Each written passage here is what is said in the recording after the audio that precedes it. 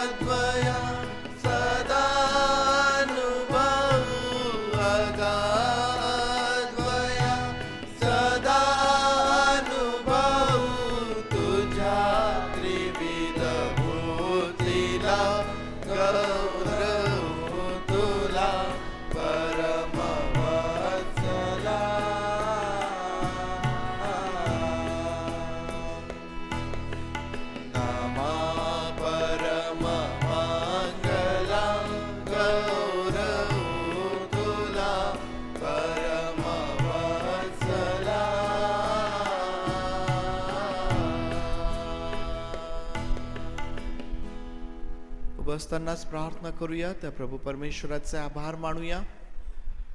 इथवर त्याने आपल्या प्रत्येकाचं सहाय्य केलं आणि आपली काळजी घेतली. आपल्या सोबत तो राहिला आपल्या जाण्या येण्यात आणि प्रत्येक गोष्टीमध्ये त्याने आपल्याला कृपा पुरवली, संरक्षण केलं, आरोग्य दिलं आणि आपली काळजी घेतली. होय प्रभूजी, आम्ही तुझ्या नावाला धन्यवाद देतो. आम्ही तुझी स्तुती करतो. तुला गौरव, सन्मान आणि सर्व प्रशंसा देतो प्रभूजी. म्हणून आज या पवित्र वारी प्रभू आम्ही सर्वजण तुझ्या समोर येतो. पवित्र देव बापा, तुझ्या सर्व दयेसाठी, तुझ्या कृपेसाठी, प्रभू देव बापा, तुझ्या चांगुलपणासाठी पवित्र देव बापा आम्ही तुझे आभार मानतो. परमेश्वर देव बापा, तू येथवर आमचा पुरवठा केलास, आम्हास आरोग्य दिलं, आमचं संरक्षण केलंस. पवित्र देव बापा, तुझ्या प्रेमासाठी आम्ही तुला खरंच मनापासून तुझे आभार मानतो, तुझी स्तुती करतो. तुझ्या नावाला धन्यवाद आम्ही देतो प्रभूजी. पवित्र देव बापा, आज आम्ही सर्वजण तुझ्या समक्षतेमध्ये येत असताना पण आज आमची प्रार्थना आहे पवित्र देव बापा, तू आम्हा प्रत्येकावरती दया कर. प्रभू देव बापा, आमच्या अपराधांची क्षमा कर. पुष्कळदा तुला न आवडणाऱ्या गोष्टी आमच्या जीवनात होतात प्रभूजी. देव बापा, तू आमच्यावरती दया कर, आम्हास क्षमा कर प्रभूजी. आणि तुझ्या समक्षतेमध्ये येत असताना पवित्र देव बापा, तुझ्या आत्मेची मोकळीकता आज आम्हास दे प्रभूजी. आणि परमेश्वर देव बापा, तुला हवी तशी भक्ती करण्यासाठी आम्हा प्रत्येकाचं तू सहाय्य कर प्रभू. आम्ही सर्वजण स्वतःला तुझ्या अधीन करीत आहोत प्रभूजी. पवित्र देव बापा, आज मंडळी या ठिकाणी भक्ती करीत असताना, तुझ्या आराधना करत असताना आम्ही आठवण करीत आहोत त्या आमच्या प्रियजनांची एकवार पुन्हा, जे आज दुःखनाईत आहेत, आजारी आहेत, बिछाण्यावर आहे, दवाखान्यात आहेत प्रभू देव बापा, शरीराने मनाने दुःखी आहेत प्रभूजी. अशा प्रत्येकावर आज तुझी विशेष कृपा तू कर. आणि परमेश्वर देव बापा, प्रत्येकाच्या जीवनाकडून तुझं गौरव तू करून घे. जी तुझी लेकरं मार्गात आहेत प्रभू, त्यांनाही तू सुखरूप घेऊन ये. देव बापा, आजची सर्व भक्ती आम्ही तुझ्या हातांमध्ये समर्पित करत तुझे आभार मानेत प्रार्थना आमचा प्रभू येशू नावात मागतो, म्हणून तू ऐक. आमेन आमेन. बसूया आपण.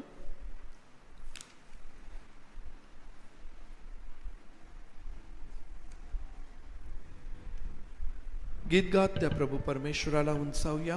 अनुभूती भक्ती स्वर्गाचेच द्वार आपल्या सर्वांना येणारे गीत आहे. उपासना संगीतातून 311 नंबरचं हे गीत आहे. सर्वजण मिळून गाऊया आणि प्रभूची स्तुती करूया.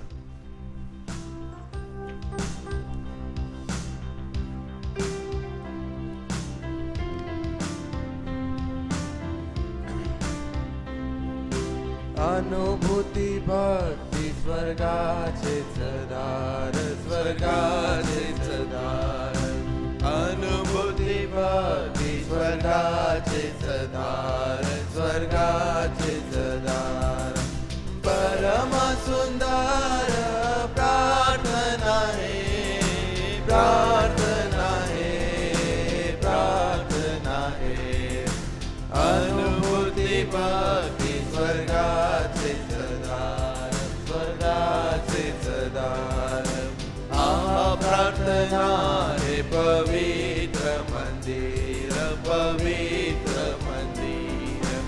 आहा प्रार्थना हे पवित्र मंदिर, पवित्र मंदिर.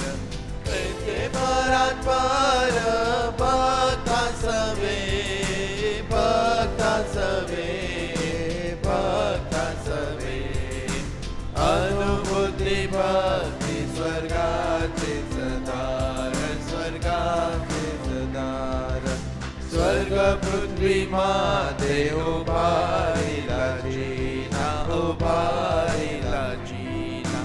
स्वर्ग पृथ्वी मध्ये उभारिला जिना, उभारिला जिना. कयाचे प्रार्थना नाम साजे, नाम साजे, नाम साजे. अनुभूती भक्ती स्वर्गाचेच दार, स्वर्गाचेच दार. प्रार्थना पित्याची मांडीच केवळ, मांडीच केवळ. प्रार्थना पित्याची मांडीच केवळ, मांडीच केवळ. चरेवर बाळ लढिवाळे, लढिवाळे, लढिवाळे. अनुभूती भक्ती स्वर्गाचेच द्वार, स्वर्गाचेच दार. प्रेमाचा वर्षाव आज्ञाचा प्रकाश, आज्ञाचा प्रकाश. प्रेमाचा वर्षाव आज्ञाचा प्रकाश, आज्ञाचा प्रकाश.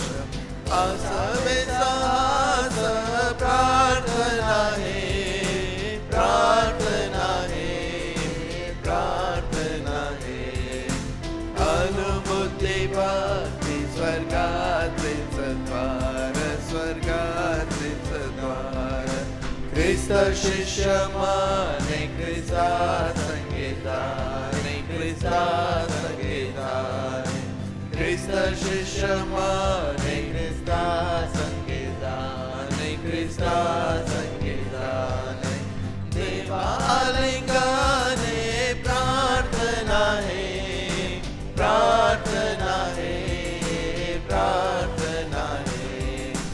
अनुभूती भक्ती स्वर्गाचेच दार, स्वर्गाचेच दार. अनुभूती भक्ती स्वर्गाचेच द्वार, स्वर्गाचेच द्वार. अनुभूती भक्ती, या भक्तीचा जो अनुभव आहे, जणू काही आम्हाला या भक्तीच्या माध्यमातून त्या स्वर्गापर्यंत आम्हाला त्या ठिकाणी पोहोचता येतं. आणि टिळक या ठिकाणी भक्तीचं आणि प्रार्थनेचं जी तुलना आहे वेगवेगळ्या गोष्टींसोबत करत असताना शेवटच्या कडव्यात म्हणतात की ख्रिस्त शिष्य म्हणे ख्रिस्ता संगे जाणे, ख्रिस्ता संगे जाणे. देवा आलिंगने प्रार्थना है, देवा आलिंगने प्रार्थना है.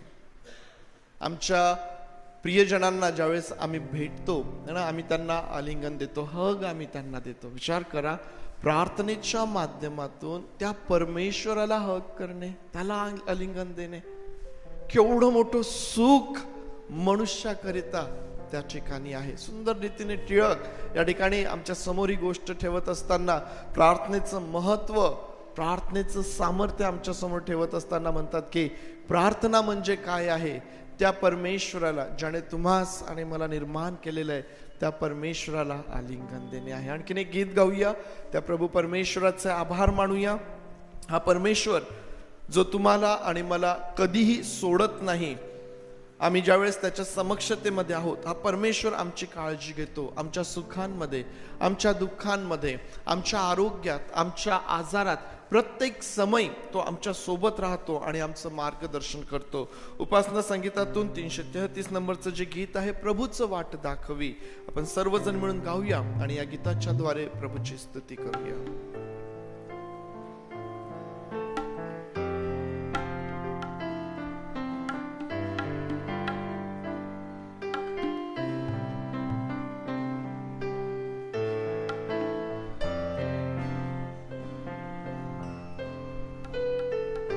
त्या प्रभूचं मार्गदर्शन तुमच्यासाठी आणि माझ्यासाठी त्यातून आहे.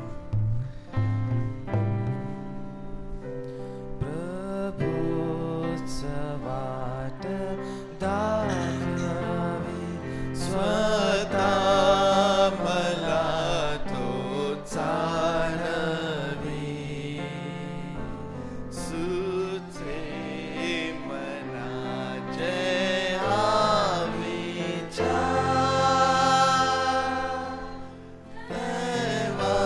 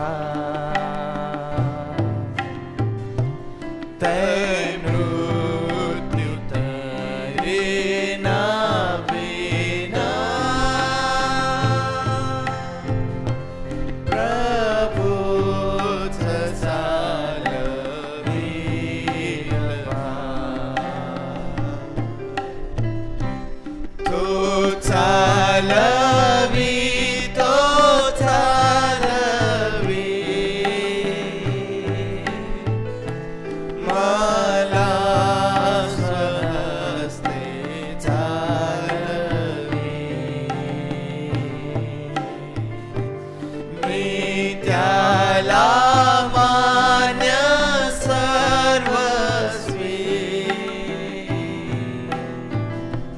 प्रभूच स्वतः चालवे.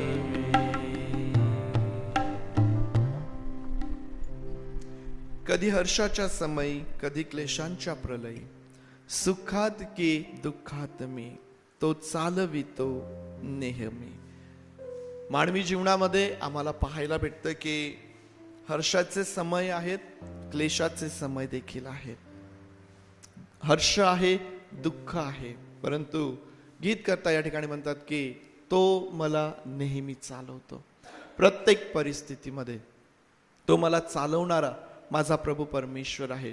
तो माझा हात पकडतो तरी प्रेमाने चालवी. प्रियांनो, हे ख्रिस्ताचं प्रेम आहे, हे देवाचं प्रेम तुमच्यावरती आणि माझ्यावरती आहे की तो आम्हाला सर्व परिस्थितींमध्ये जणू काही आमचा हात पकडून आम्हाला चालवणारा आमचा प्रभू परमेश्वर आहे. आणि म्हणून आमच्या जीवनामध्ये आम्ही हर्षाच्या समयातून जात असोत, आम्ही क्लेशाच्या समयातून जात असोत, आम्ही आजाराच्या समयातून जात असोत, आम्ही सुदृढ असो, प्रत्येक समय हा ख्रिस्त आमच्या सोबत आहे. तो आमचं सहाय्य करणारा आणि आम्हाला सर्व परिस्थितींमध्ये आमचं मार्गदर्शन करणारा आणि आम्हाला चालवणारा तो आमच्या सोबत आहे. यावेळेस एक स्तोत्र आपण वाचूया आणि आज तुषार आपल्याकरिता एक स्तोत्र वाचेल. स्तोत्र संहिता 125. ज्यांचा भाव परमेश्वरावर आहे ते निश्चल व सर्व काळ टिकणाऱ्या सियोन डोंगरासारखे आहेत. यरूशलेमेच्या सभोवती डोंगर आहेत, तसा परमेश्वर आतापासून सर्व काळ आपल्या लोकांसभोवती आहे. नीतिमानाचा हात दुष्कर्माला लागू नये म्हणून दुर्जनांची दंडली नीतिमानाच्या वतनावर चालणार नाही. हे परमेश्वरा, जे चांगले व सरळ मनाचे आहेत त्यांचे कल्याण कर. जे आपल्या कुटील मार्गाकडे वळतात त्यांना परमेश्वर दुष्कर्माबरोबर घालून लावतो. इस्रायला शांती असो. थँक्यू. स्तोत्र संहिता 125 तुषारने आपल्याकरिता वाचलेला आहे. आणि या स्तोत्रामध्ये एक वार पुन्हा आम्हाला पाहायला भेटतं की परमेश्वर आपल्या लोकांसभोवती आहे, परमेश्वर आपल्या लोकांसोबत आहे आणि तो आमच्या सभोवती देखील आहे. म्हणजेच परमेश्वर देवबाप आमच्या सर्वत्र आहे आणि आम्ही त्याच्यामध्ये सुरक्षित आहोत. आणि हे स्पष्ट करत असताना स्तोत्रकर्ता असं म्हणतो की यरूशलेमेच्या सभोवती डोंगर आहेत. जसं यरूशलेम शहर हे डोंगरांच्या अगदी मध्ये आहे, त्याच्या सभोवती डोंगर आहेत. तो म्हणतो की परमेश्वर आतापासून सर्व काळ आपल्या लोकांसभोवती आहे, त्याच्यामध्ये तुम्ही आणि मी सुरक्षित आहोत. कारण आम्हाला माहिती आहे की ज्यावेळेस परमेश्वर आमच्या सभोवती आहे, चहूबाजूने जणू काही परमेश्वराने आम्हाला वेढून ठेवलेलं आहे, अशा स्थितीमध्ये आम्हाला पाहायला भेटतं की आम्हाला घाबरण्याची गरज नाही. कितीही मोठं वादळ येऊ द्या, कितीही मोठं संकट येऊ द्या, आमच्या सभोवती जो आमचा परमेश्वर आहे त्याला पार करून ते आमच्यापर्यंत येऊ शकत नाही. आणि जेव्हा केव्हा परमेश्वर देवबाप काही गोष्टी आमच्या जीवनामध्ये येऊ देतो, त्यामध्ये तो आम्हाला एकटं सोडत नाही, त्यामध्ये तो आम्हाला चालवतो आणि त्यामध्ये तो आमची काळजी तो घेतो. आणि म्हणून या ठिकाणी स्तोत्रकर्ता आणखीन एक फार सुंदर गोष्ट सांगतो की नीतिमानांचे हात दुष्कर्माला लागू नयेत म्हणून दुर्जनांची दंडेली नीतिमानांच्या वतनावर चालणार नाही. आम्हाला माहिती आहे की आज सर्वत्र सर्व प्रकारचं वाईट आहे आणि अशा स्थितीमध्ये देवाचे लोक म्हणून आपण राहत असताना पुष्कळदा काही कठीण प्रसंगांना आम्ही सामोरे जातो, परंतु आम्ही परमेश्वराची वचने आठवूयात की परमेश्वर दुर्जनांपासून आपल्या लोकांचं कसं संरक्षण करणारा आहे, तो आपल्या लोकांचा कसा सांभाळ करणारा आमचा परमेश्वर आहे. आणि म्हणून स्तोत्रकर्ता यामध्ये जे म्हणतो की हे परमेश्वरा, जे चांगले व सरळ मनाचे आहेत त्यांचे कल्याण कर, त्यांचे कल्याण कर. जे सरळ मनाचे आहेत, जे चांगले आहेत, त्यांचं कल्याण तू कर. तुम्हा सर्वांसाठी मी खूप चांगला असेल, माझ्यासाठी तुम्ही सर्व चांगले आहात, परंतु मी आणि तुम्ही परमेश्वराच्या दृष्टीने सरळ आणि चांगले आहोत की नाही, ही गोष्ट फार महत्वाची आहे. कारण त्यातूनच परमेश्वर देव तुमचं आणि माझं कल्याण करणारा परमेश्वर आहे. परमेश्वर देवबाप ही वचने आपल्याकरिता आशीर्वादाची करो. त्यावेळेस प्रभू परमेश्वर देवबापाला स्तुतीचा यज्ञ सादर करूया. क्वायर पुढे येईल. क्वायर बरोबर काही गीतांच्या द्वारे प्रभू देवबापाची स्तुती आपण करूया. प्रभू येशू ख्रिस्ताच्या नावात सर्वांना सलाम. यावेळेस आपण देवबाची स्तुती करूया आणि मी तुमच्यासाठी एक स्तोत्र भाग वाचतो. स्तोत्रसंहिता 100चा 4था अध्याय. त्याचे उपकार स्मरण करीत, त्याच्या द्वारात स्तवन करीत, त्याच्या अंगणात प्रवेश करा. त्याचे उपकार स्मरण करा, त्याच्या नावाचा धन्यवाद करा. आपण देवबाचे धन्यवाद करूया, त्याला आपण त्याची धन्यवाद करूया, आपण त्याला प्रेज करूया आणि स्तुती गीताने आपण त्याची स्तुती करूया. जसं प्रेज आणि वर्शिप आपल्याला माहीत आहे, प्रेज वेगळी असते, वर्शिप वेगळी असते. प्रेज काय असते, कोणी मला सांगू शकते? देवबाला स्तुती देणे, त्यांनी आपल्यासाठी काय केलेलं आहे ह्याचा आपण त्याला सांगतो की तू देवबा आम्हाला काय केलं आहे. आणि वर्शिप काय असते, त्याच्या समक्षतेत आपण जातो.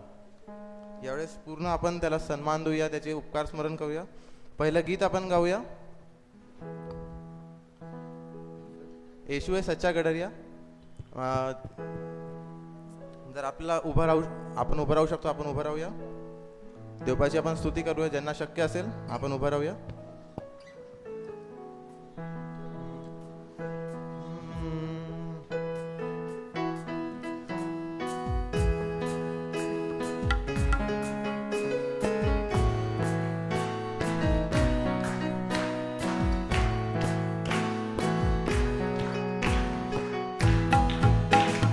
यीशु है सच्चा गडरिया, उसकी हम भेड़े हैं. हरी चराइयों में हमें चराता है. यीशु है सच्चा गडरिया, उसकी हम भेड़े हैं. हरी चराइयों में हमें चराता है. वादी पहाड़ों में ले चलता है, आहा, जहाँ पर सुखदाई झरने बहते हैं. ओ वादी पहाड़ों में ले चलता है, आहा, जहाँ पर सुखदाई झरने बहते हैं. ओ यीशु है सच्चा गडरिया, उसकी हम भेड़े हैं. हरी चराइयों में हमें चराता है. यीशु है सच्चा गडरिया, उसकी हम भेड़े हैं. हरी चराइयों में हमें चराता है. मार्गों में मेरी रक्षा वो करता है, आहा, शैतान के हाथों से हमें छुड़ाता है. ओ मार्गों में मेरी रक्षा वो करता है, आहा, शैतान के हाथों से हमें छुड़ाता है. ओ यीशु है सच्चा गडरिया, उसकी हम भेड़े हैं. हरी चराइयों में हमें चराता है. यीशु है सच्चा गडरिया, उसकी हम भेड़े हैं. हरी चराइयों में हमें चराता है. हमको किसी का अब तो डर नहीं है, आहा, क्योंकि यीशु जो मेरा साथी है. हमको किसी का अब तो डर नहीं है, आहा, क्योंकि यीशु जो मेरा साथी है. यीशु है सच्चा गडरिया, उसकी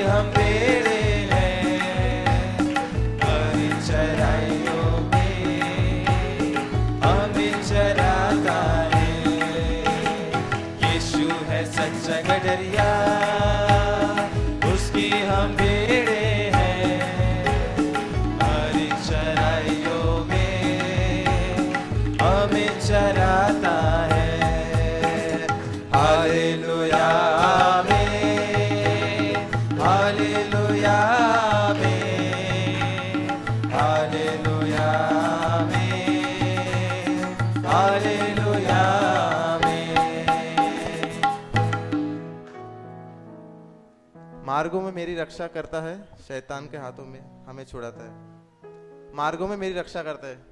आपल्याकडे दोन हे असतात, रस्ते असतात, एक ख्रिस्ती जीवन आणि एक जसं आपण जगी जसा रास्ता असते त्या रस्त्याने आपण जातो। दोन रस्ते असतात, एक सोपा रस्ता असते आणि एक कठीण असते। जो कठीणवाला असते तो हा एक आपला ख्रिस्ती जीवन आणि त्याच्यात आपला देवपा आपल्याला सहाय्य करतो। खरं देवपाची स्तुती करूया। दुसरं गीत आपण गाऊया, तोरे सिवा जाऊ कहा। आपल्या सर्वांना येणार आहे?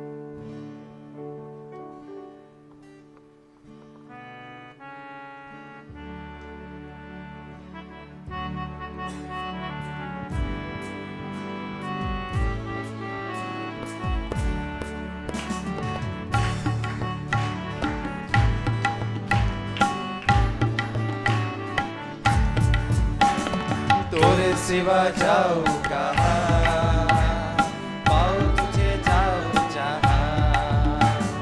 तोरे सिवा जाऊ कहाँ, पाऊँ तुझे जाऊँ जहाँ। तोरे सिवा जाऊ कहाँ, पाऊँ तुझे जाऊँ जहाँ। तोरे सिवा जाऊ कहाँ, पाऊँ तुझे जाऊँ जहाँ।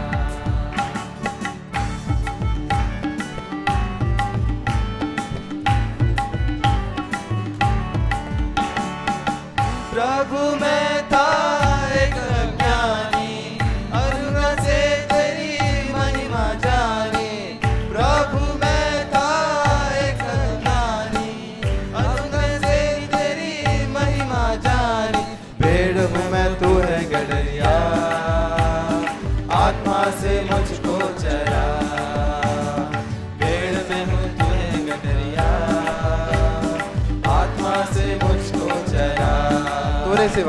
तोरे सिवा जाऊँ कहाँ, पाऊँ तुझे जाऊँ जहाँ। तोरे सिवा जाऊँ कहाँ, पाऊँ तुझे जाऊँ जहाँ।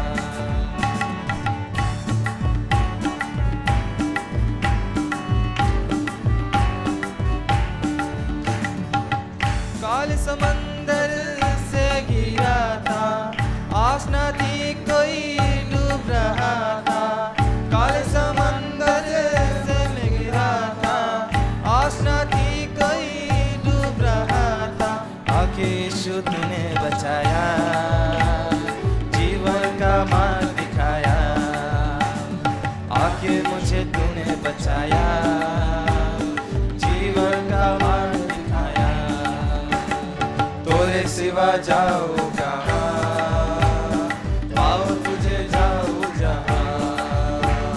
तोरे सिवा जाऊँ कहाँ, पाऊँ तुझे जाऊँ जहाँ।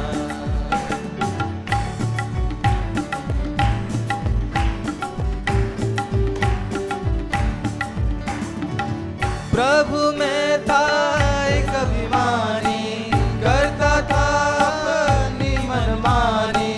प्रभु मैं था एक अभिमानी, करता था अपनी मनमानी। पत्थर सा दिल दिखलाया, सच्चा प्रेम करना सिखाया। पत्थर सा दिल पिघलाया, सच्चा प्रेम करना सिखाया। ओ तोरे सिवा जाऊँ कहाँ, पाऊँ तुझे जाऊँ जहाँ। तोरे सिवा जाऊँ कहाँ, पाऊँ तुझे जाऊँ जहाँ।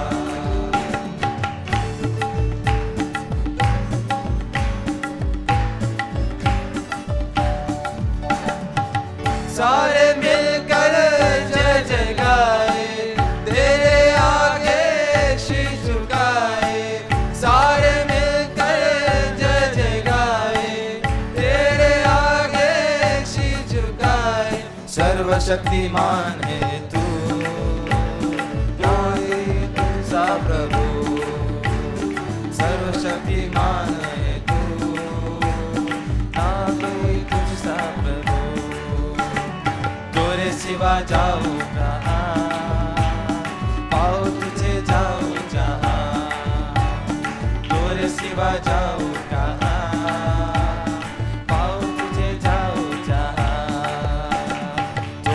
सिवा जाऊं कहाँ, पाओ तुझे जाऊं जहाँ, तोरे सिवा जाऊं कहाँ, पाओ तुझे जाऊं जहाँ.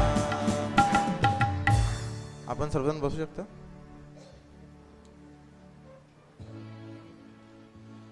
पुढचं गीत आपण गाऊया. मैं चिल्लाकर गाऊंगा. देखो क्रूस पर प्रेम की सजा, उन हाथों पर नाम मेरा लिखा. आपला येणार असं गीत आपण सर्वजण मिळून गाऊया.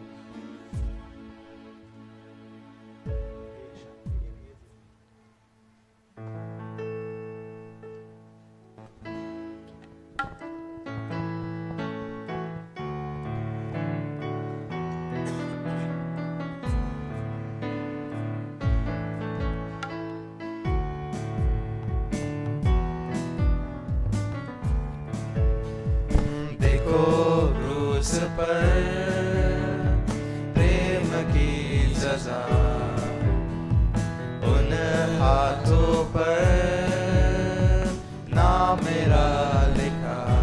मुझसे प्रेम ये यीशु ने किया है, देकर प्राण प्रभु फिर से जी उठा है. मुझसे प्रेम ये यीशु ने किया है, देकर प्राण प्रभु फिर से जी उठा है. तो मैं चिल्ला कर गाऊंगा, सबको ये सुनाऊंगा, मुझे प्रेम ने है पाया. मेरा अतीत बीत गया, मुझको अजीज मिल गया, सब कुछ हो गया है नया. ओ ओ ओ ओ ओ ओ ओ ओ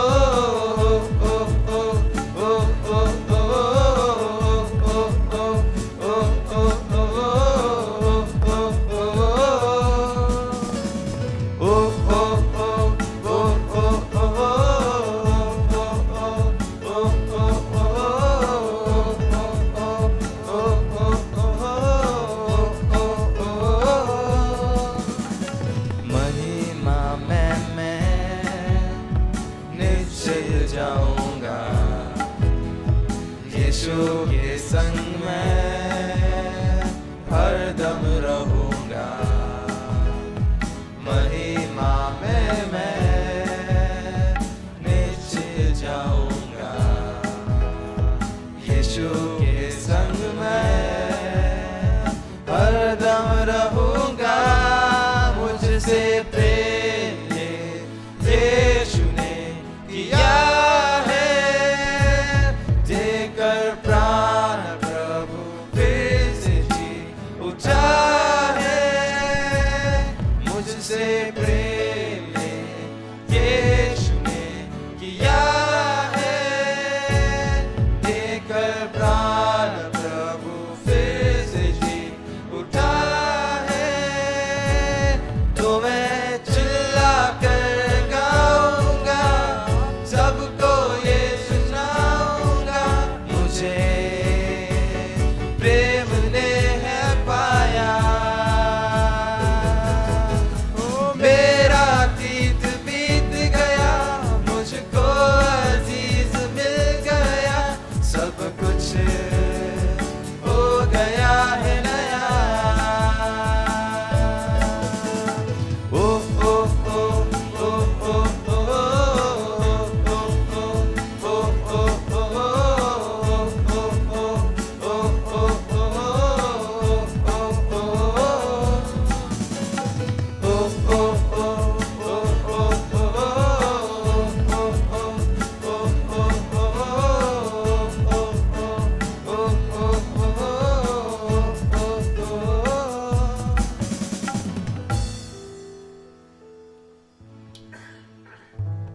त्यावेळेस पुढचं गीत आपण गाऊया. चट्टान हे गीत आपण गाऊया. आपलं सर्वांनाचं गीत आहे.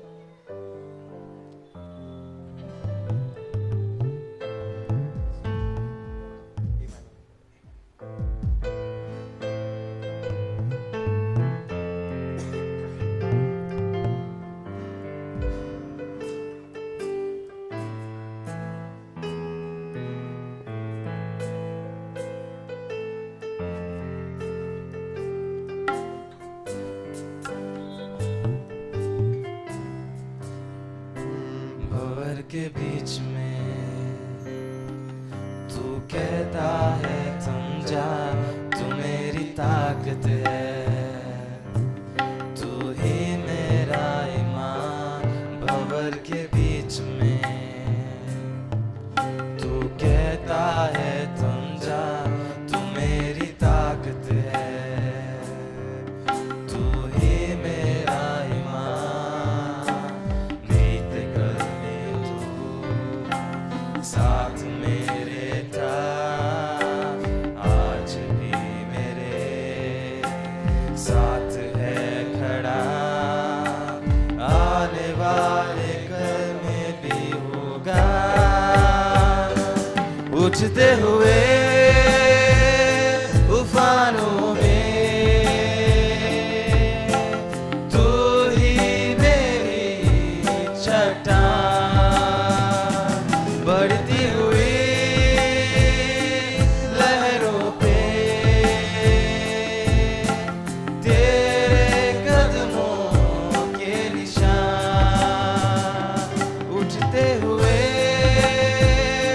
उफानों में तू ही मेरी चट्टान, बढ़ती हुई लहरों पे तेरे कदमों के निशान।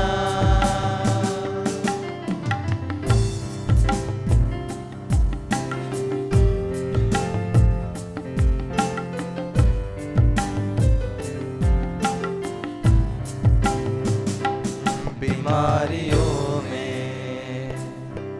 तू कहता है उठ जा, यहोवा राफा, तू ही मेरी शिफा। बीमारियों में तू कहता है उठ जा, यहोवा राफा, तू ही मेरी शिफा। बीत कल में तू साथ मेरे था, आज भी मेरे साथ है खड़ा, आने वाले कल में भी होगा। उठते हुए उफानों में तू ही मेरी चट्टान, बढ़ती हुई लहरों पे तेरे कदमों के निशान। उठते हुए उफानों में तू ही मेरी चट्टान, बढ़ती हुई लहरों पे तेरे कदमों के निशान।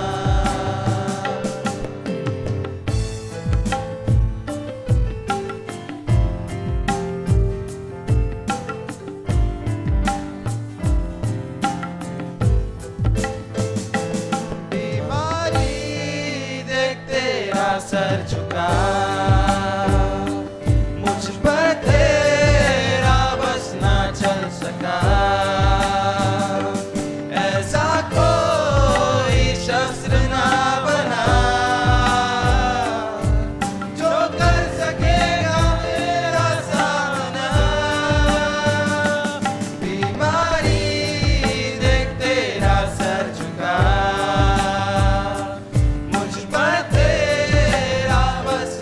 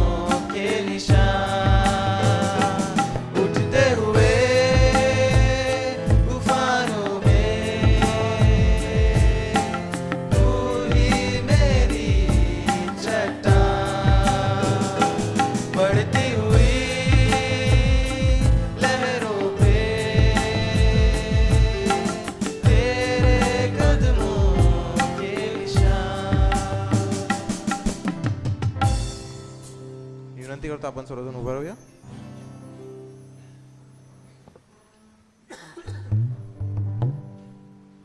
आपले डोळे आपण बंद करूया.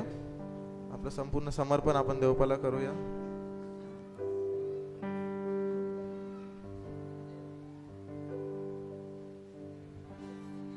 आपण गीत गाऊया तेरी जय हो.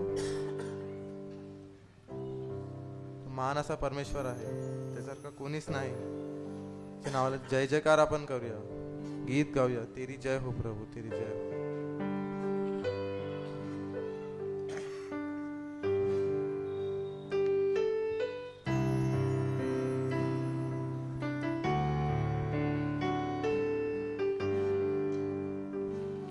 तेरी जय हो प्रभु, हर दिन सुबह और शाम.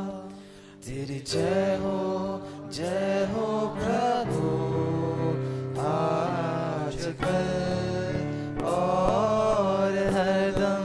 तेरी जय हो प्रभु, हर दिन सुबह और शाम. तेरी जय हो प्रभु, आज कल और हरदम.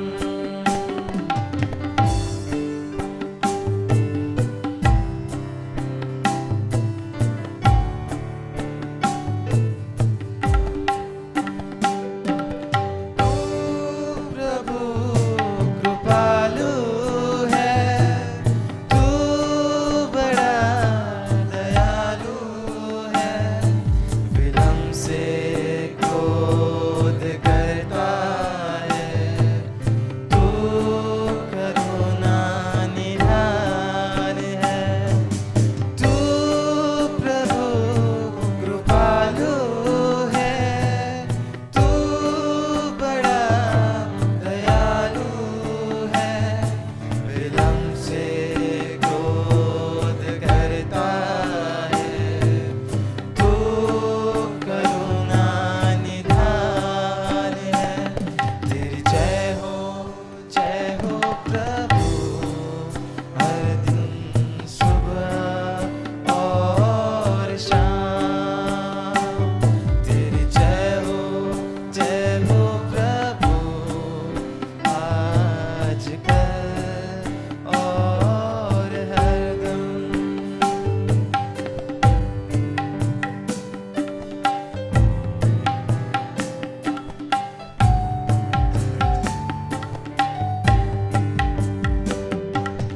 तू हमारे साथ है, तू बड़ा सामर्थी है. उद्धार करने पराक्रमी है. प्रेम का तू सागर है. तू हमारे साथ है, तू बड़ा सामर्थी है. उद्धार करने में पराक्रमी है. प्रेम का तू सागर है. तेरी जय हो प्रभु, हर दिन सुबह और शाम. तेरी जय हो प्रभु, आज कल और हरदम.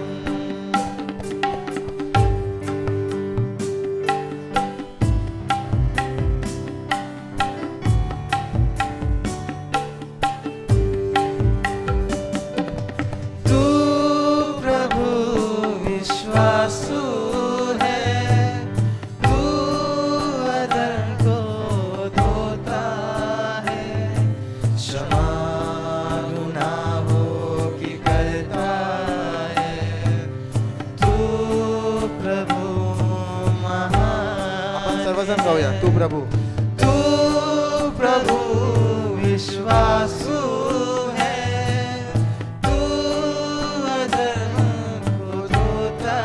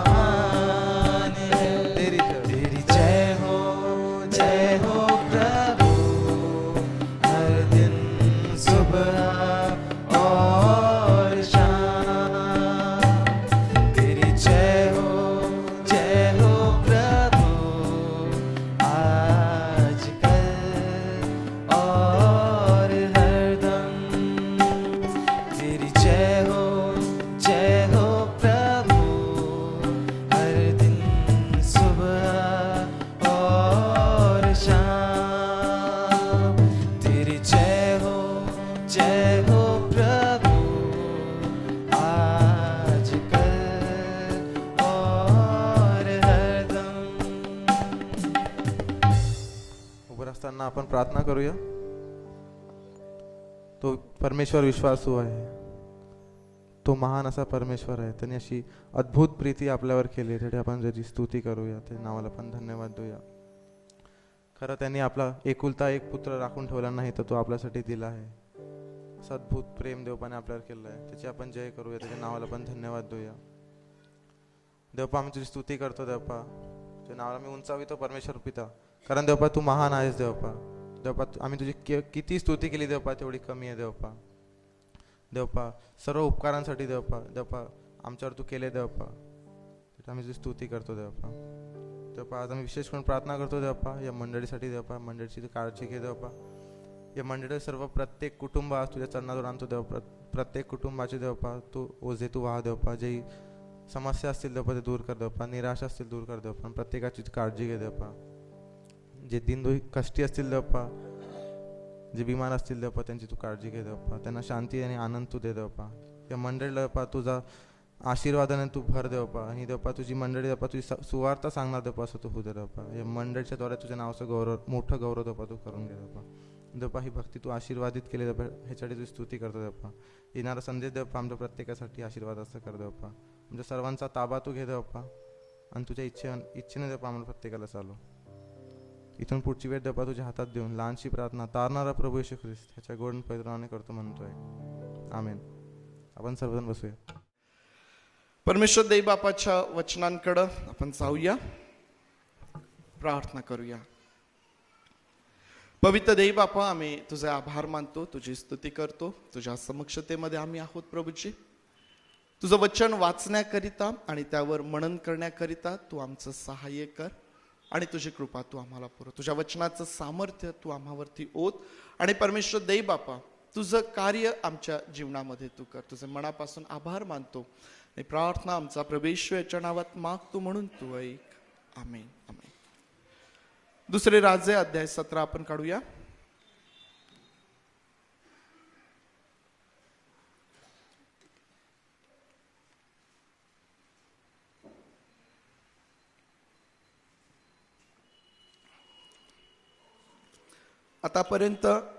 आतापर्यंत दुसरे राजे यावरती मनन करत असताना आपण अलिशाच्या जीवनावरती मनन केलं. अलिशा संदेष्टा जो आहे त्याच्या जीवनावरती आपण मनन केलेलं आहे आणि अलिशाच्या जीवनावरती आपण मनन करत असताना अलिशाचं पाचारण, त्याच्या सेवेची सुरुवात, त्यानंतर त्याच्या सेवेतील चमत्कार आणि अलिशाचा जो मृत्यू आहे, या प्रकारे अलिशाच्या जीवनावरती आपण मनन केलं. आणि मग त्यानंतर जो दुसरा विषय आपण दुसऱ्या रविवारला हाताळला तो म्हणजे इस्रायलचे जे सर्व राजे आहेत त्या राजांची उजळणी आपण थोडक्यामध्ये केली. तुम्हाला जवळपास 42 नावं त्या दिवशी त्या ठिकाणी स्क्रीनवरती दाखवण्यात आली. ही सर्व 42 राजे हा एक फार मोठा इतिहास आहे. तो इतिहास तुमच्या समोर ठेवण्याचा प्रयत्न केला आणि आपल्याला माहिती आहे की निश्चितच एका संदेशामध्ये अर्ध्या पाऊण तासामध्ये एवढं सर्व कव्हर करणं शक्य नाही आणि म्हणून यामधून या विभाजित राज्यातील 39 राजांमधून जी चांगली राज्य होते, चांगले राज्य किती होते? 8 जे चांगले राज्य होते आणि हे सर्व 8ही चांगले राज्य इस्रायलचे राजे होते. बरोबर? हे सर्व 8 चांगले राजे इस्रायलचे राजे होते. हे बरोबर आहे का? चूक आहे ना? 8ही राजे ज्यांना चांगले राजे म्हटलेलं आहे ते यहुदाचे राजे होते आणि त्या 8 राजांवरती आपण मनन केलं. या 8ही राजांच्या जीवनावरती अगदी थोडक्यामध्ये काही गोष्टी आपण त्या ठिकाणी पाहिल्यात.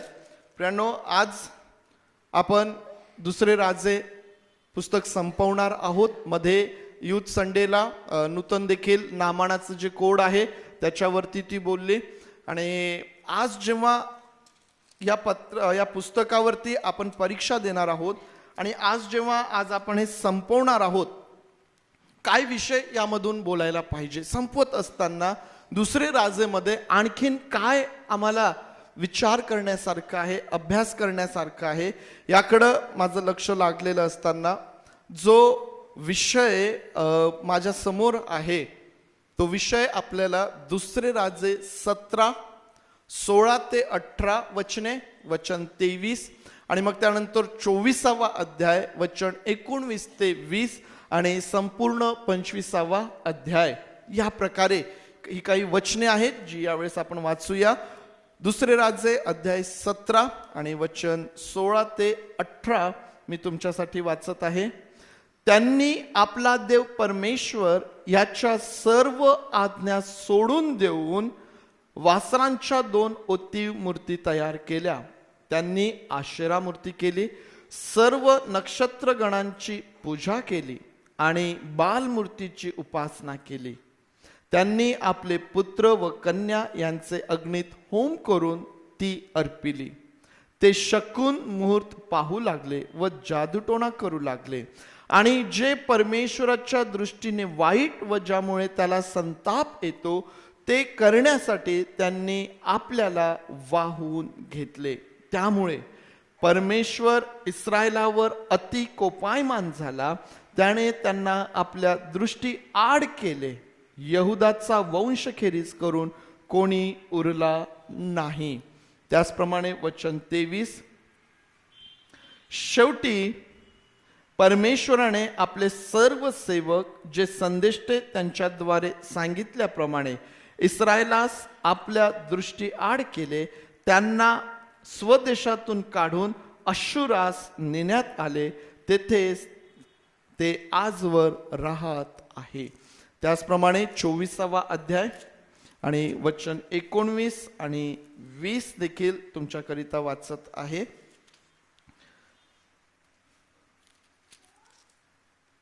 24वा अध्याय वचन 19 आणि 20. यहोयाकीयाप्रमाणे त्याचे सर्व वर्तन असून परमेश्वराच्या दृष्टीने जे वाईट ते त्याने केले. परमेश्वराच्या कोपामुळे यरुशलेम व यहुदा यांची अशी दशा झाली की शेवटी त्याने त्यांना आपल्या दृष्टी आड केले. आणि त्यानंतर संपूर्ण 25वा अध्याय देखील त्यामध्ये आहे, परंतु एवढी वचने आपण वाचणार नाही. ही सर्व वचने आज ज्यावेळेस आपण यांचं वाचन या ठिकाणी केलेलं आहे, प्रियांनो, जो महत्वाचा विषय या वचनांमधून तुमच्या आणि माझ्या समोर येतो तो म्हणजे इस्रायल व यहुदा यांचा बंदिवास. इस्रायल आणि यहुदा यांचा पाडावपणात त्यांनी जाणे, बंदी वासामध्ये त्याने जाणे, हा देखील एक फार महत्वाचा भाग इस्रायलच्या इतिहासामध्ये आम्हाला पाहायला भेटतो. आणि का बरं हा महत्वाचा भाग आहे? त्याचं कारण असं आहे की हे परमेश्वराचे लोक आहेत, परमेश्वराने दिलेल्या भूमीमध्ये ते आहेत आणि असं असतानाही ते बंदिवासामध्ये जात आहेत. आणि म्हणून हा विषय किंवा यावरती विचार करणे, यावरती मनन करणे हे तुमच्यासाठी आणि माझ्यासाठी फार महत्वाचं आहे. कारण आज तुम्ही आणि मी देखील देवाचे लोक आहोत. आपणही परमेश्वराचे लोक आहोत आणि परमेश्वराच्या राज्याकरिता वेगळे केलेले आहोत. आणि म्हणून अशा स्थितीमध्ये आम्हाला या इस्रायल लोकांकडून काही गोष्टी आम्हाला शिकण्यासारख्या आहेत. प्रियांनो, आम्ही पाहतो की बंदिवासामध्ये हे गेलेत. इस्रायल राष्ट्र ही बंदिवासात गेलं आणि यहुदाचं राष्ट्र जे आहे, राज्य जे आहे, तेही बंदिवासामध्ये गेलं. कुठून सुरुवात झाली होती प्रियांनो या भूमीमध्ये येण्याची? थोडंसं मागं जाऊया. कुठून सुरुवात झाली होती? कोणाच्या पुढारीपणामध्ये हे लोक कनान देशामध्ये आलेत? कोणाच्या? किती जणांना वाटतं मोशेच्या पुढारीपणामध्ये आलेत? त्यांनी हात वर करा बरं. अरे, मोशे ऐकलं मी आणि हात आता कोणाचाच वर नाही आहेत, काही 1-2 हात वर आहेत. मोशेने इस्रायल लोकांना मिसर देशाच्या गुलामगिरीतून बाहेर काढलं, परंतु त्यांना कनान देशापर्यंत तो घेऊन जाऊ शकला नाही. परमेश्वराने लांबूनच त्याला तो देश दाखवला होता. आणि म्हणून मोशेनंतर पुढारीपणाची जबाबदारी यहोशुवाकडे आली आणि मग यहोशुवाच्या पुढारीपणामध्ये आम्ही पाहतो की हे इस्रायल लोक जे आहे कनान देशामध्ये ते प्रवेश करतात आणि मग त्या ठिकाणी युद्ध करणे आहे, ती जमीन काबीज करणे आहे, त्या ठिकाणी आपापल्या वंशाप्रमाणे आपापल्या लोकांप्रमाणे हा कनान देश वाटून घेणे आहे. आता या सर्व गोष्टी आपण मागं सोडून आलेला आहोत. या सर्व गोष्टींवरती आपण आधी विचार केलेला आहे आणि या प्रकारे यहोशुवाच्या त्या कारकिर्दीपासून हे इस्रायल लोक त्या कनान भूमीमध्ये वचनदत्त भूमीमध्ये त्या ठिकाणी राहत आहे. यहोशुवा नंतर शास्त्रेंचा काळ आला, शास्त्रेनंतर राजे आले आणि पहिले दुसरे म्हणजे शाऊल, दावीद आणि शल्मोन झाल्यानंतर राज्य विभाजित झालं आणि या विभाजित राज्यामध्ये जे यहुदाचे 20 आणि इस्रायलचे 19 असे 39 राजे त्या ठिकाणी झाले आणि मग आता हे राज्य जे आहे इस्रायल लोक जे आहे ते बंदिवासात जात आहे, गुलामगिरीत जात आहे. प्रियांनो, जवळजवळ 900 वर्षांचा कालखंड हा आहे. किती वर्षांचा? 900 वर्ष. काही 2-4 वर्ष 5-10 वर्ष इकडं तिकडं होऊ शकतात, परंतु एक अंदाज आपल्याला येण्यासाठी 900 वर्षांचा हा इतिहास आहे. प्रियांनो, हे लोक त्या कनान भूमीमध्ये ते आहेत. 400 ते 450 वर्ष शास्त्रांचा काळ आहे, 100 ते 120 वर्ष शाऊल, दावीद आणि शल्मोन यांचा काळ आहे आणि मग त्यानंतर विभाजित राज्य जे आहे ते 300 ते 350 वर्षांचा काळ तो आहे. या प्रकारे एकंदर 900 वर्षाचा हा इतिहास आहे. प्रियांनो, आणि ह्या 900 वर्षांनंतर हे लोक पुन्हा एकदा बंदिवासामध्ये ते जात आहे. परमेश्वराने त्यांना मिसर देशाच्या गुलामगिरीमधून बाहेर काढलं आणि त्यांना वचनदत्त भूमीमध्ये आणलं आणि मग आता 900 वर्षानंतर ते पुन्हा बंदिवासामध्ये जाताना आम्हाला दिसून येतात. प्रियांनो, आणि म्हणून ते का बंदिवासात गेले याकडं लक्ष देणं हे फार महत्वाचं आहे. आणि म्हणून इस्रायलचं जे राज्य आहे, यहुदाचं जे राज्य आहे, त्यांचं गुलामगिरीमध्ये जाण्याची जी काही 1-2 मुख्य कारणं आहेत प्रियांनो, त्याकडं आपलं लक्ष यावेळेस आपण देऊया. ही काही प्रमुख कारणं त्यामध्ये आहे, ज्यामध्ये पहिलं कारण, हे लोक का बंदिवासामध्ये गेलेत? परमेश्वराचे लोक परमेश्वराने दिलेल्या भूमीमधून बंदिवासामध्ये गेलेत. त्याचं पहिलं कारण आहे, हे लोक परमेश्वर देवबापासोबत अविश्वासू होते. पहिलं कारण काय आहे? हे लोक परमेश्वरासोबत अविश्वासू आहेत. ज्या परमेश्वराने त्यांना गुलामगिरीतून बाहेर काढलं, त्या मिसर देशामध्ये त्यांची ओरड, त्या मिसर देशामध्ये त्यांचं दुःख, त्या मिसर देशामध्ये त्यांच्या वेदना परमेश्वराने पाहिल्यात आणि या लोकांना तेथून बाहेर काढलं.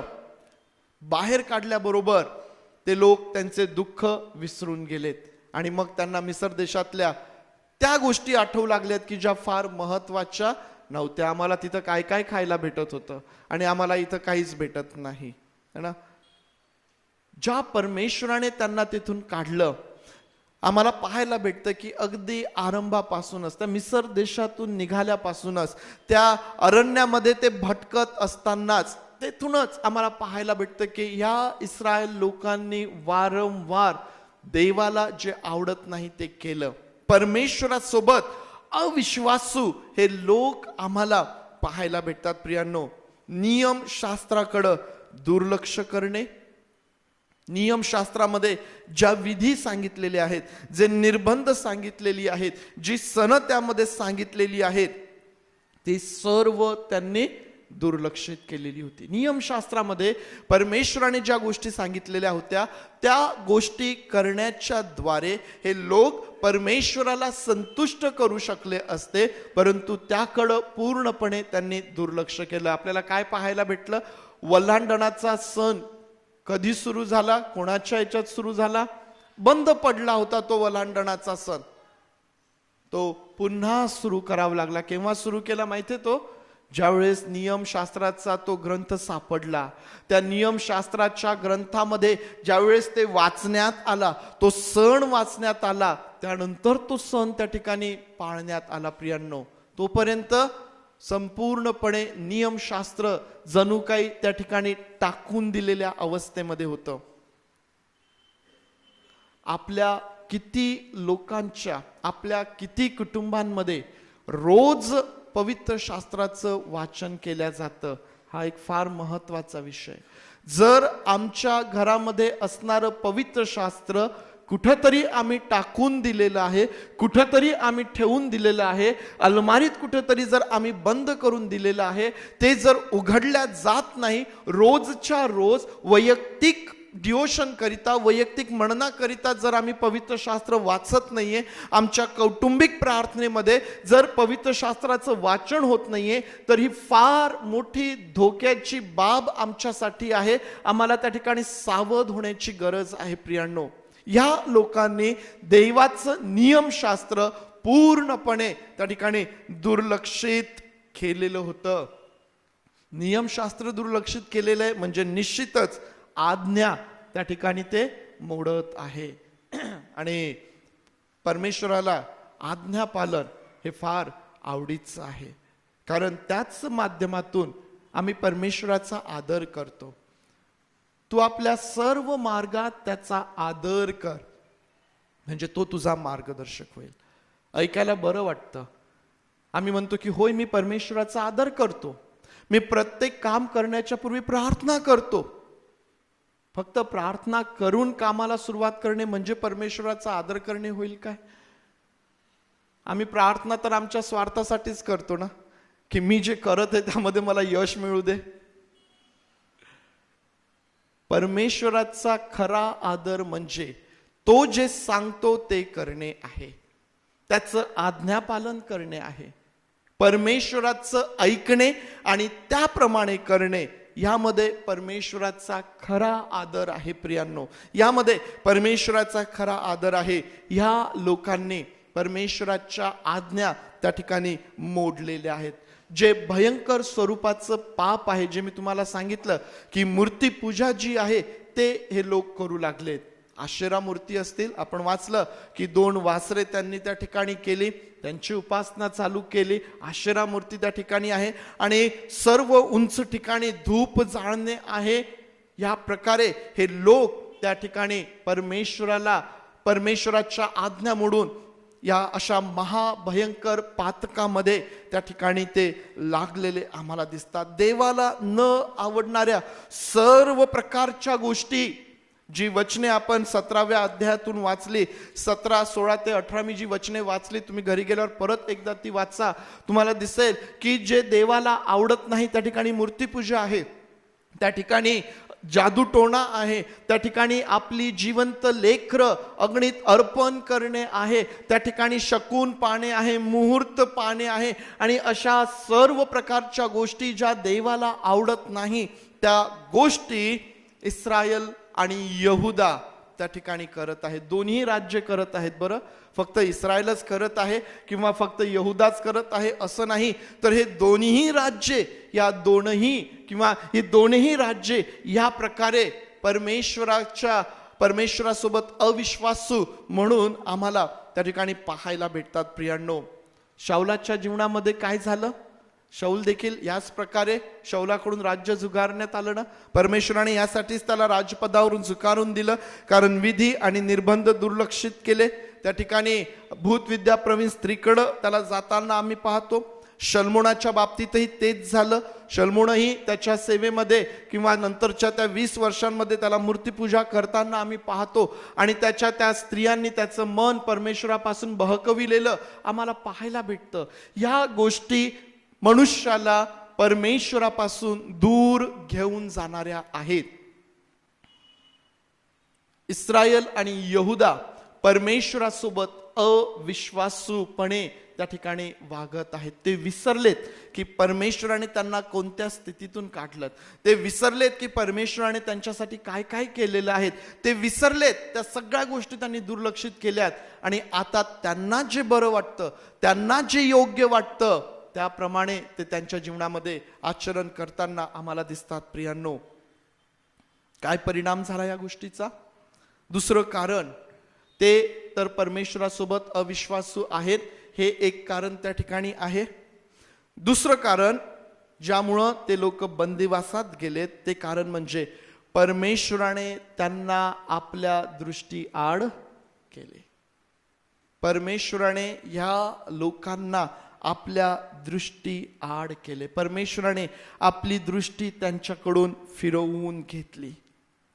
आम्ही पाहिलं की परमेश्वराविरुद्ध महापातके करताना आम्ही या लोकांना पाहतो. परमेश्वराबरोबर अविश्वासू असे या लोकांना आम्ही पाहतो. तरीही किती काळ त्या राज्यामध्ये ते राहिलेत? तरी किती वेळ त्या ठिकाणी ते राहिलेत? 300 ते 350 वर्ष. शल्मोनानंतरचेच वर्ष काउंट करूया, आधीचे वर्ष सोडून द्या. शल्मोनानंतरचेच वर्ष जर तुम्ही काउंट केलेत तर 300 ते 350 वर्ष हे लोक त्या ठिकाणी आहेत आणि परमेश्वरासोबत अविश्वासू ते आहेत. किती राजे होऊन गेलेत? 39 राजे या 300 ते 350 वर्षामध्ये ते होऊन गेलेत. 300 ते 350 वर्ष परमेश्वरासोबत अविश्वासूपणे त्या ठिकाणी ते लोक राहत आहे. तरीही ते बंदिवासात गेलेले नव्हते. आपण 17व्या अध्यायात इस्रायलचा बंदिवास वाचला, आपण 24व्या अध्यायात यहुदाचा बंदिवास वाचला आणि दोनही ठिकाणी हे एक महत्वाचं कारण तुम्हाला दिसेल की परमेश्वराने त्यांना आपल्या दृष्टी आड केले. परमेश्वराने त्यांना आपल्या दृष्टी आड केले. मित्रांनो, आम्हाला माहिती आहे की परमेश्वर देवबाप जो आहे ना, हा धीराने वाट पाहणारा आहे. तो आपल्या लोकांचा नाश होऊ नये म्हणून फार धीराने आपल्या लोकांचं सहन करतो. जणू काही परमेश्वर देवबाप 300 ते 350 वर्ष या लोकांचं धीराने त्या ठिकाणी सहन करत आहे. त्या लोकांकडं आपले संदेश तो पाठवत आहे. आपल्या लोकांकडं आपलं वचन तो पाठवत आहे की तुम्ही फिरा, तुम्ही नियमशास्त्राप्रमाणे आचरण करा, तुम्ही त्या सर्व गोष्टी टाकून द्या ज्या लोकांना मी तुमच्याकडून घालवून दिले आहे. त्यांचे नियम, त्यांचे विधी, त्यांचे आचरण तुम्ही टाकून द्या. वारंवार परमेश्वर देव आपल्या लोकांना सांगत आहे आणि जणू काही धीराने तो त्यांची वाट पाहत आहे. जणू काही धीराने परमेश्वर देव त्यांची वाट त्या ठिकाणी तो पाहत आहे. परंतु हे लोक वळायला तयार नाहीत. हे लोक त्या ठिकाणी वळायला तयार नाहीत. यहुदामध्ये तरी 8 चांगले राजे झालेत आणि म्हणून काही काळ हे यहुदाचं राज्य टिकाव धरू शकलं. काही काळ जवळपास 100 ते 150 वर्ष इस्रायल नंतर अजून यहुदाचं राज्य त्या ठिकाणी टिकून राहिलं. परंतु प्रियांनो, हे लोक परमेश्वराकडं वळले नाही. दृष्टी आड करणे. आता आपल्याला माहिती आहे की आपली प्रिय व्यक्ती आपल्या समोर आहे आणि तिने आपलं खूप नुकसान केलेलं आहे. ती आपल्याबरोबर फार वाईट वागलेली आहे. परंतु जेव्हा आपली प्रिय व्यक्ती आपल्या डोळ्यासमोर दैन्य अवस्थेत असते ना, आमचं मन कळवळून येतं आणि ती आमच्यासोबत कशी जरी वागली असली ना, आम्ही तिच्यासाठी धावून जातो.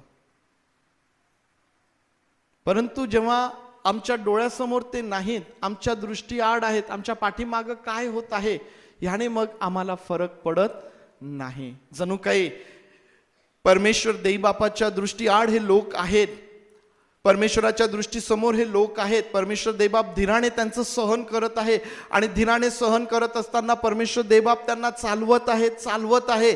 परंतु हे लोक वळायला तयार नाही आणि मग परमेश्वराने आपली पाठ जणू त्यांच्याकडे केली, त्यांना आपल्या दृष्टी आड केलं आणि मग आता त्यांच्यासोबत काय होणार आहे त्याकरिता ते स्वतः जबाबदार आहे. आणि आम्ही पाहतो की ख्रिस्तपूर्व 721 मध्ये परमेश्वराने इस्रायलला आपल्या दृष्टी आड केलं आणि इस्रायल राज्य अश्शूरच्या गुलामगिरीमध्ये अश्शूरच्या बंदिवासामध्ये हे इस्रायल राष्ट्र गेलं प्रियांनो.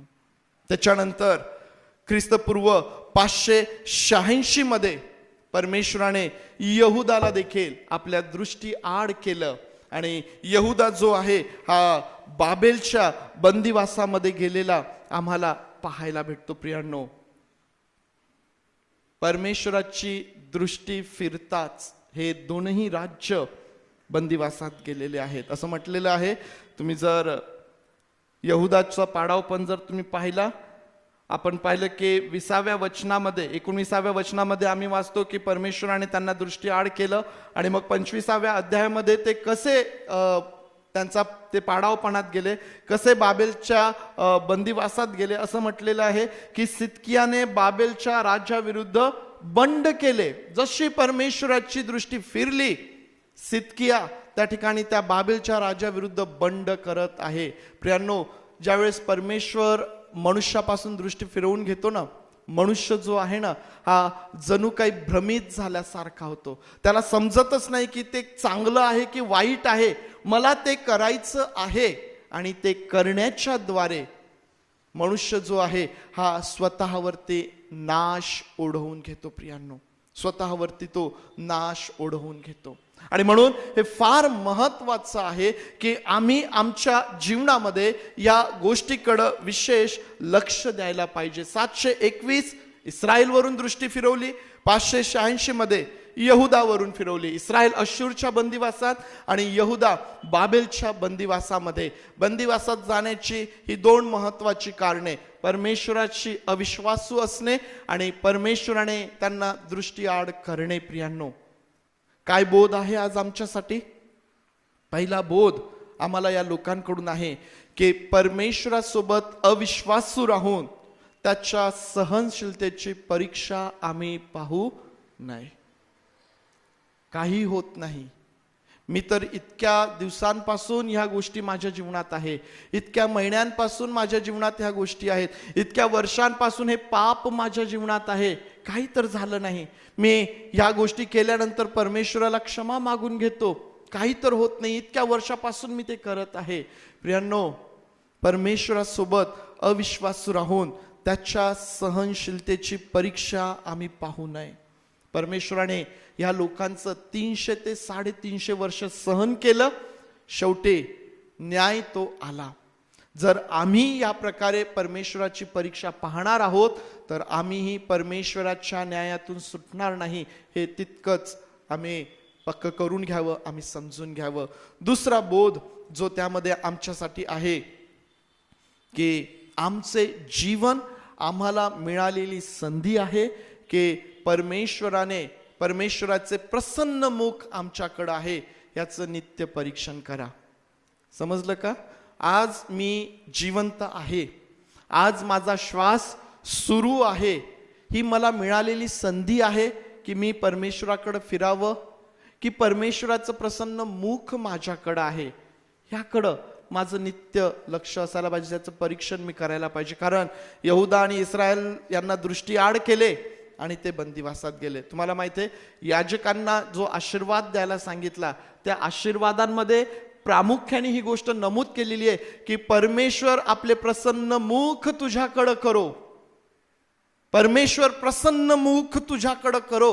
कारण परमेश्वराचं प्रसन्न मुख आमच्याकडे असणे हे आमच्या सर्व प्रकारच्या स्थितीमध्ये आम्हाला फार मोठा धीर आणि फार मोठी खात्री देणारा आहे प्रियांनो. कारण जर परमेश्वराने आम्हाला दृष्टी आड केलं तर मग त्या ठिकाणी आमचा टिकाव लागत नाही. आणि म्हणून मला मिळालेलं माझं जीवन ही एक संधी म्हणून आहे. मी फिरावं, मी वळावं म्हणून मी जिवंत आहे की परमेश्वराचं प्रसन्न मुख माझ्याकडे आहे. या गोष्टीकडं आम्ही विशेष लक्ष द्यायला पाहिजे. याचं नित्य परीक्षण आम्ही आमच्या जीवनामध्ये करायला पाहिजे. प्रियानो, या त्यासाठी आपले डोळे आपण बंद करूया आणि आज जे परमेश्वर देवबापाचं वचन आमच्याकडं आहे,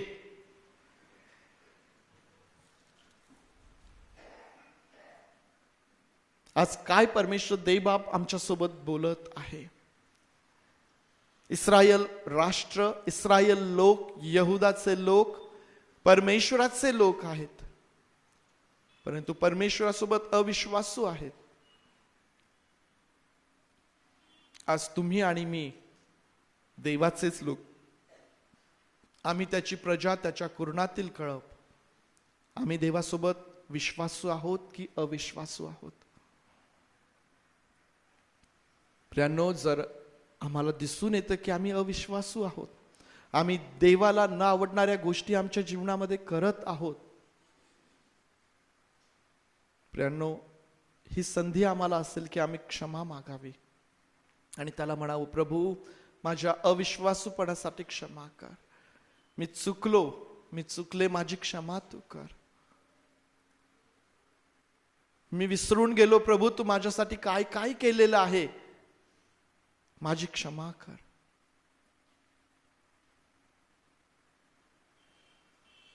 प्रियांनो, आमचं जीवन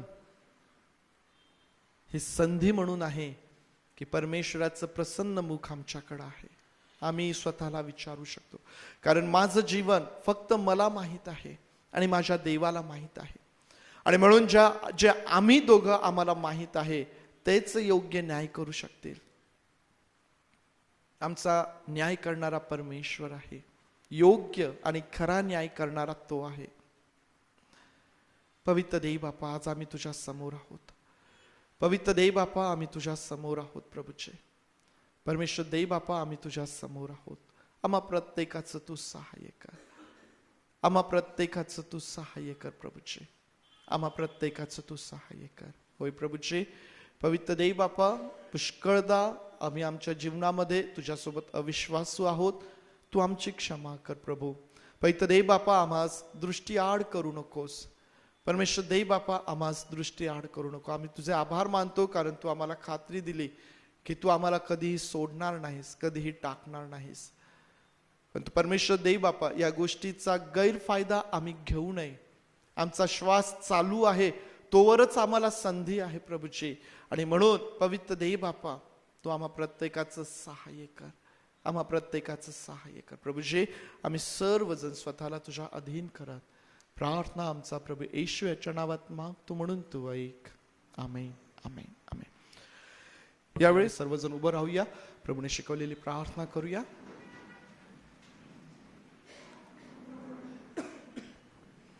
हे आमच्या स्वर्गातील बापा, तुझे नाम पवित्र मानले जा. तुझे राज्य येऊ, जसे स्वर्गात तसेच पृथ्वीवर. तुझ्या इच्छेप्रमाणे हो. आमचे रोजची भाकर आज आम्हास दे, आणि जसे आम्ही आमच्या ऋण्यास ऋण सोडले तसेच तू आमचे ऋणे आम्हास सोड. नाही आम्हास परीक्षेत आणू नकोस, तर आम्हास वाईटापासून सोडी. कारण की राज्य, सामर्थ्य आणि गौरव हे सर्व काळ तुझीच आहेत. आमेन. सुवंद्य देवा